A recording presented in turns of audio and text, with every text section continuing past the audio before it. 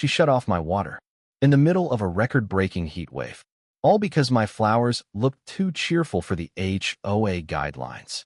Are you kidding me? I stood in my front yard, sweat dripping down my back, staring at my bone-dry grass and wilted daisies. The heat shimmered off the pavement like waves on a desert highway, and my once lush lawn was turning into a crunchy, brittle mess. I took a deep breath, trying to calm the storm brewing in my chest. But it was useless. I was boiling inside and out. You know that moment where you realize someone just picked the wrong person to mess with? Yeah, that was me. Right then. Because Karen, my HOA's power-drunk president with a fake tin thicker than her empathy, had just made her boldest move yet. And I wasn't about to let it slide. It all started 3 months earlier when I moved into this tidy little suburban oasis. Cute houses, white fences, birds chirping. I thought I'd found peace after years of city noise. Little did I know, I had stepped right into Karen's kingdom, a place where your front door color, your mailbox height, and apparently even the mood of your lawn was strictly monitored. I met her on day 2, when I was planting bright marigolds along my walkway. She came storming over in wedge sandals and a visor that looked like it came free with a box of wine coolers.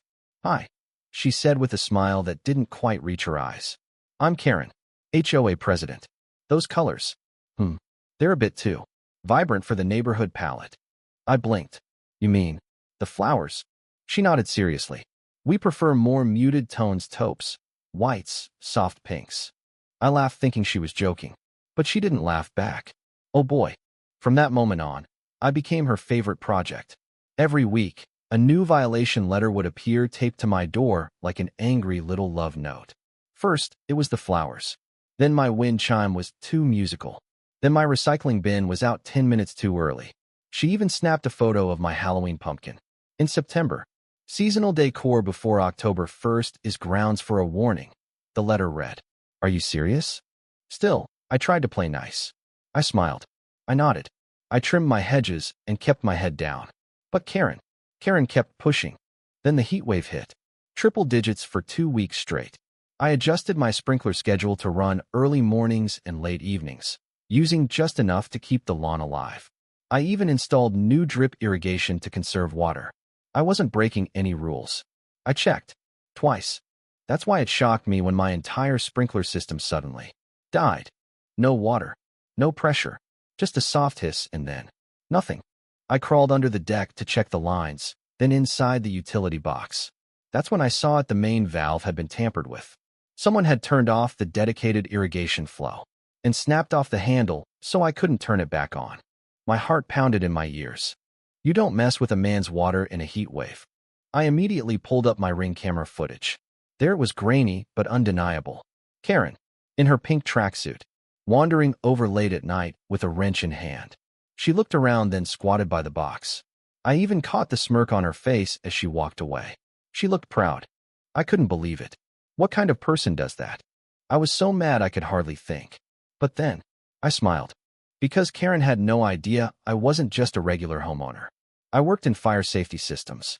You know, industrial-scale pressure valves, suppression rigs, wildfire defense units. I designed automated response cannons for remote areas where fires could start without warning. My house. Well, let's just say, I'd built in a few personal upgrades. Oh, Karen, you should have left my sprinklers alone. I went to work that night, reconnected the flow system, upgraded the nozzles, redirected a portion of the runoff system to loop behind our shared fence line.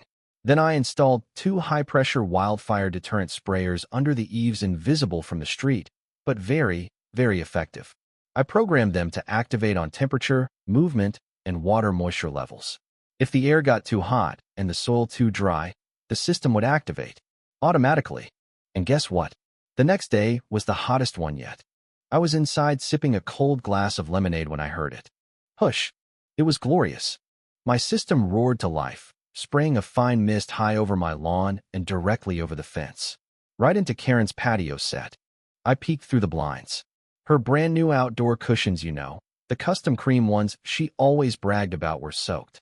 Her magazine collection? Ruined. Her little solar-powered flamingo lights? Shorted out. And there she was, hair in curlers, mouth wide open, staring in horror like she'd just witnessed the heavens open up for vengeance. She ran out screeching, slipping slightly on the wet stones, screaming about sabotage and floods and targeted weather events. I sipped my drink and waved. She stormed up to my door not 30 seconds later, fists clenched, face red. "You think this is funny?" she shouted. "Oh, Karen," I said calmly. "It's just my emergency wildfire defense system.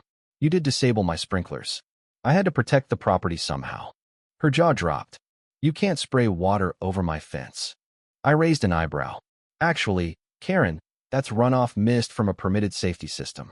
If the air gets too hot and the ground reads too dry, it activates automatically. You can read the specs if you want. It's all in the Public Safety Code. Section 9.2.5. Want me to email it to you?" She opened her mouth, then closed it. Fuming. I didn't see her for the rest of the day. But the best part? That system didn't just trigger once. For the next week, anytime the temperature passed 98 degrees and the soil dipped below 20% moisture, push the misters would rise and rain down. Like clockwork. And like clockwork, Karen's patio would get drenched. I even caught her trying to shield her plants with trash bags one afternoon. She looked like a disgruntled scarecrow swatting at invisible bees. It was beautiful. Soon, other neighbors started noticing. Not just the wet patio, but Karen's behavior.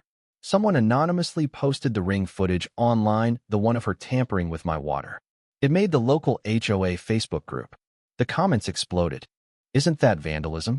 Why would she sabotage someone's sprinklers during a heat wave? She's lost it." By the following week, I received a formal apology from the HOA board signed by everyone except Karen. Apparently, the other members had finally gotten tired of her drama too. There was even talk of a vote to remove her from the presidency. And as for Karen, well, her patio furniture was on Craigslist within a week, lightly used, slight water damage. She stopped hosting her weekly wine socials. And rumor has it she's looking to move to a stricter community. Good luck with that, Karen. As for me, my lawn's greener than ever. The flowers? Still vibrant. And the wildfire cannons? Still locked, loaded, and ready for round 2. Just in case anyone else gets too thirsty for power.